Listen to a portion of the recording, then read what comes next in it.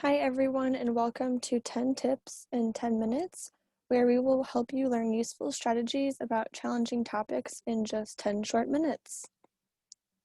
My name is Natalie Girolamo. I am a success coach and tutor for the Tutoring and Academic Success Center, and today I will be giving you 10 tips in 10 minutes about note-taking. Tip number one is to find a home for your notes. During both virtual learning and in-person learning, we have the option to take notes both digitally or handwritten. If you prefer digital notes, try to organize your notes into different folders for each class.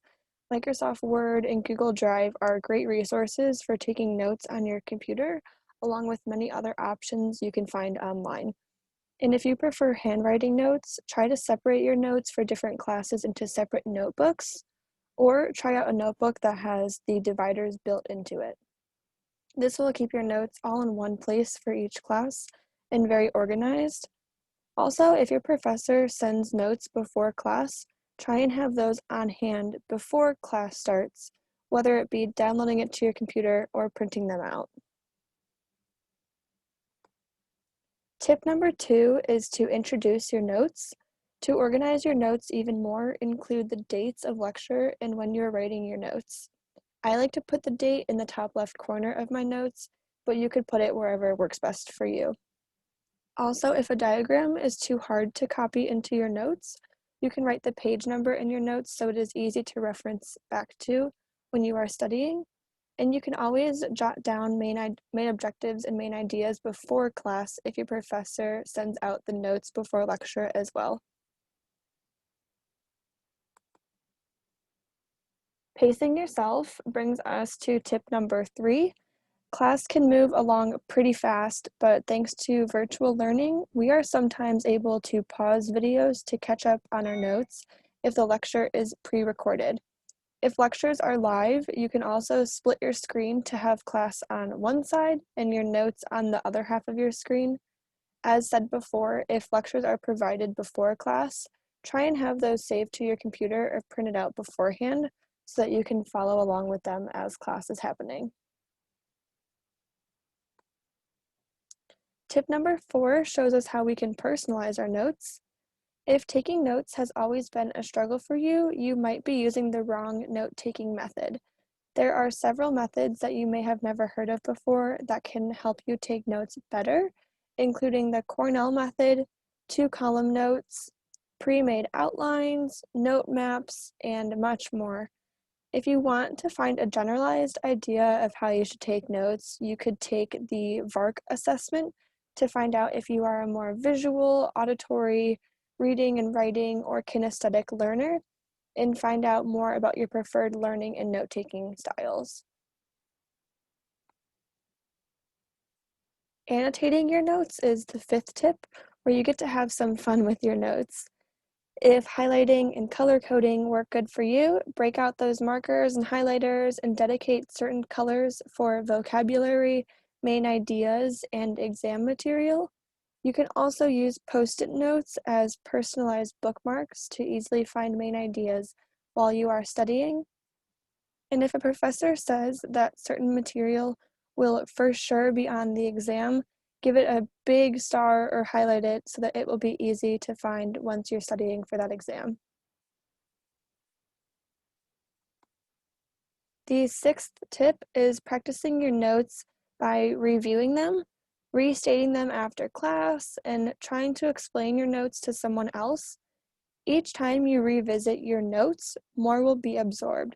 So teach your roommates some things from class and edit your notes if you need to for them to make the most sense for you.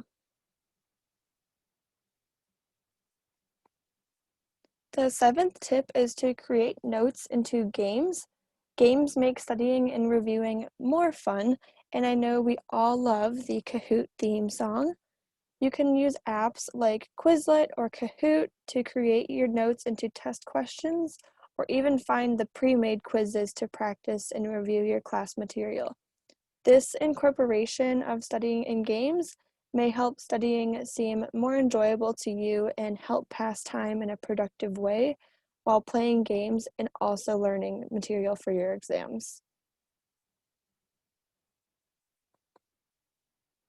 The eighth tip reminds us that even when class is fast, and if you happen to miss something in lecture, you can always reach out to a classmate or your professor to fill in the blanks. The good thing with pre-recorded lectures is that we can pause or rewind to catch something we might have missed. Success coaches can also help you check your notes and make sure that your notes are benefiting you as much as possible.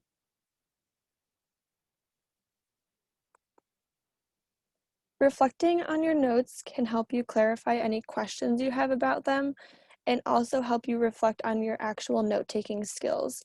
If a certain note-taking strategy does not seem to be working for you, ask your classmates, professor, or instructor for some recommendations, or see what actually did help you and incorporate that into your notes for the next lecture. Taking notes may take a lot of time, so we want that time to be worth it for you when it comes to actually using your notes to reflect back on and use them to study productively. The 10th and final tip is to save your notes. Keep your notes even after the exam has passed, and keep your notes even when your course has finished. It is always good to have your notes handy, and if you take a higher level course in the same subject, you can always look back on main ideas and use old examples in those higher level courses. And if you still need help, feel free to email task at tutoring@csuohio.edu, or you can call 216-687-2012 for more information on how to schedule an appointment with a success coach.